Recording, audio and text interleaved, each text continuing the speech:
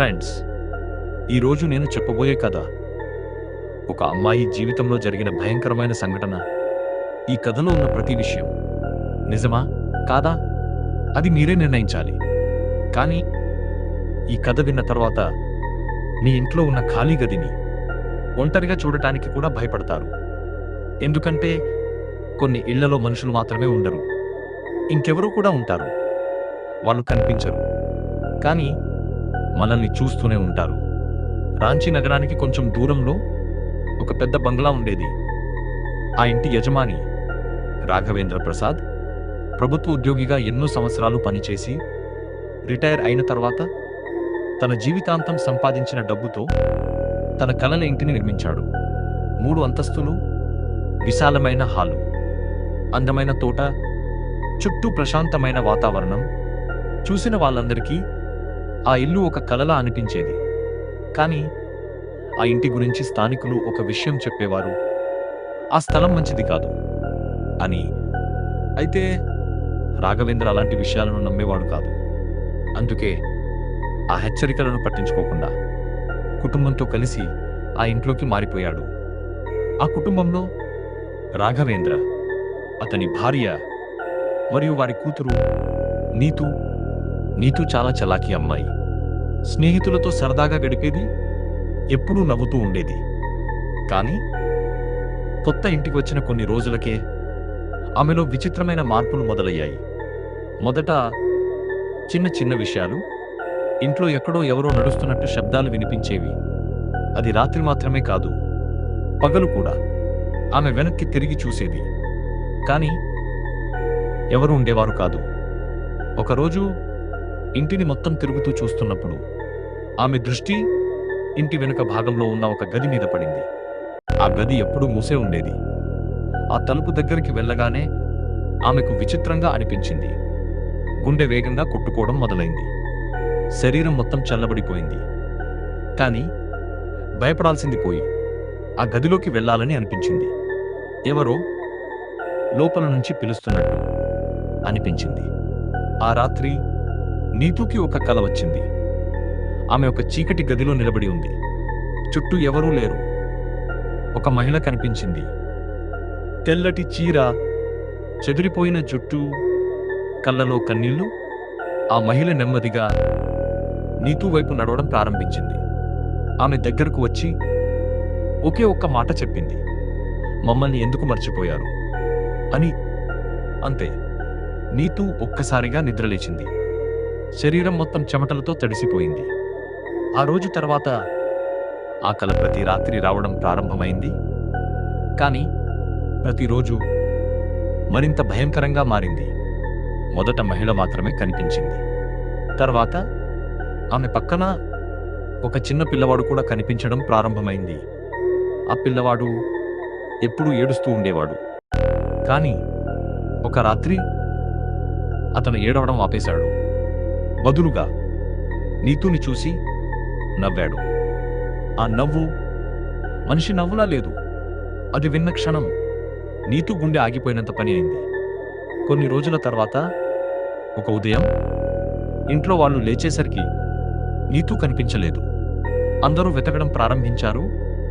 చివరకు ఆ మూసి ఉంచిన గది దగ్గరికి వెళ్లారు. తలుపు లోపల నుంచి లాకై ఉంది. ఎంత పిలిచినా స్పందన లేదు. రాఘవేంద్ర భయపడిపోయాడు. కార్మికులను పిలిపించి తలుపు పగలగొట్టించాడు. తలుపు తెరుచుకున్న క్షణం అందరి గుండెల్లో భయం మొదలైంది. నీతు గది మధ్యలో నిలబడి ఉంది. ఆమె కళ్ళలో కన్నీళ్లు. ఆమె గోడ చుట్టూ నెమ్మదిగా తిరుగుతోంది. ఎవరో కనిపించని వ్యక్తితో మాట్లాడుతున్నట్టు, నన్ను వదిలేయండి, నేను మీకు ఏమీ చేయలేదు అని ఏడుస్తోంది. కొన్ని క్షణాల తర్వాత ఆమె ఒక్కసారిగా నేలపై పడిపోయింది. ఆసుపత్రికి తీసుకెళ్లిన తర్వాత డాక్టర్లు అన్ని పరీక్షలు చేశారు. కానీ ఆమె శరీరంలో ఎలాంటి సమస్య లేదు. అన్ని సాధారణంగానే ఉన్నాయి.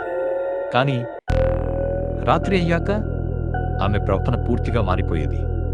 గది మూలను చూస్తూ ఆమె అక్కడే ఉంది అని చెప్పేది. ఆ పిల్లవాడు నన్ను చూస్తున్నాడు అని ఏడ్చేది.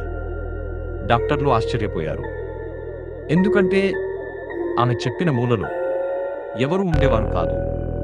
ఇంటికి తిరిగి వచ్చిన తర్వాత పరిస్థితి మరింత దారుణంగా మారింది. రాత్రి 2 గంటల సమయంలో ఇంట్లో అడుగుల శబ్దాలు వినిపించేవి. వంటగదిలో పాత్రలు పడిపోయేవి. మూసి ఉన్న తలుపులు స్వయంగా తెరుచుకునేవి. అన్నింటికంటే భయంకరమైన విషయం సీసీ కెమెరాలో రికార్డైంది. ఒక రాత్రి నీతూ నిద్రలో నడుస్తూ ఆ గదిలోకి వెళ్ళింది. అది అందరికీ కనిపించింది. కానీ ఆమె వెనకాల మరో ఆకారం కూడా నడుస్తోంది. అది స్పష్టంగా మనిషిలా కనిపించింది. కానీ ఇంట్లో వాళ్ళలో ఎవరూ కాదు. రాఘవేంద్ర ఇక భరించలేకపోయాడు. అతను ఒక ప్రసిద్ధ గురువును సంప్రదించాడు. ఆ గురువు ఇంటికి వచ్చాడు. ఇంట్లోకి అడుగుపెట్టగానే అతని ముఖం మారిపోయింది. కొన్ని క్షణాలు మౌనంగా నిలబడి నేరుగా ఆ గది దగ్గరికి వెళ్ళాడు. తలుపు ముందు నిలబడి కళ్ళను మూసుకున్నాడు. ఆ తర్వాత నెమ్మదిగా చెప్పాడు, ఇక్కడ చాలా బాధ ఉంది అని. ఒక భయంకరమైన నిజం బయటపడింది. ఈ ఇల్లు నిర్మించకముందు ఆ స్థలంలో ఒక చిన్న గుడిసె ఉండేది. అక్కడ ఒక పేద మహిళ మరియు ఆమె చిన్న కొడుకు ఉండేవారు. ఒక రాత్రి కొంతమంది దుండగులు వారి మీద దాడి చేశారు. తల్లి, కొడుకు ఇద్దరూ అక్కడికక్కడే చనిపోయారు.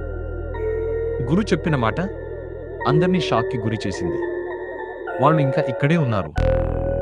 ఈ స్థలం వాళ్ళది అని భావిస్తున్నారు. నీతూ వారిని చూడగలుగుతోంది అని. ఆ రాత్రే ప్రత్యేక పూజ ప్రారంభమైంది. మంత్రాలు మార్మోగుతున్నాయి. దీపాలు వెలుగుతున్నాయి. నీతూ గట్టిగా అరవడం ప్రారంభించింది. ఆమె గొంతు మారిపోయింది. ఇది మా ఇల్లు, మమ్మల్ని ఎందుకు పంపిస్తున్నారు అని కేకలు వేసింది. అది నీతూ గొంతు కాదు, మరో మహిళ గొంతు. పూజ కొనసాగింది. గంటలు గడిచిపోయాయి. ఆ గది తలుపు స్వయంగా తెరుచుకుంది.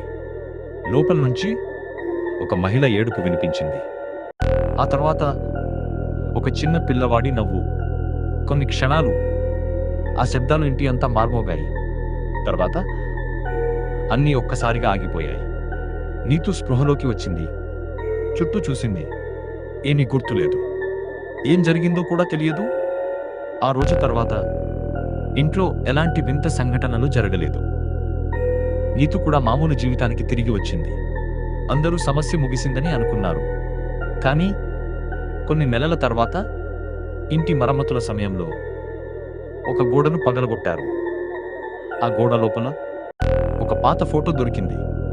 ఆ ఫోటోలో ఆ మహిళ మరియు ఆమె కొడుకు ఉన్నారు.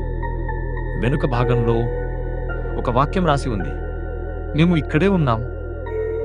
ఆ మాట చదివిన క్షణం ఇంటి వెనుక ఉన్న ఆ గది తలుపు నెమ్మదిగా తనంతట తానే తెరుచుకుంది. అందరూ అక్కడికి చూశారు. లోపల ఎవరూ లేరు. కానీ చీకటి మూలలో 2 కళ్ళు వారిని చూస్తున్నట్టు కనిపించాయి. అవి నిజమా, భ్రమా ఎవరికీ తెలియదు. కానీ ఆ ఇంటి యజమానులు ఆ గదిని మళ్ళీ ఎప్పుడూ తెరవలేదు. ఎందుకంటే కొన్ని తలుపులు మూసే ఉండటం మంచిది. ఈ కథ మీకు ఎలా అనిపించిందో కామెంట్స్లో తప్పకుండా తెలియజేయండి. మా ఛానల్లో ఇలాంటి మరెన్నో భయానక, ఆసక్తికరమైన కథలు మీకోసం ఉన్నాయి. మా కథలు నచ్చితే దయచేసి వీడియోకు లైక్ చేసి ఛానల్ సబ్స్క్రైబ్ చేయండి.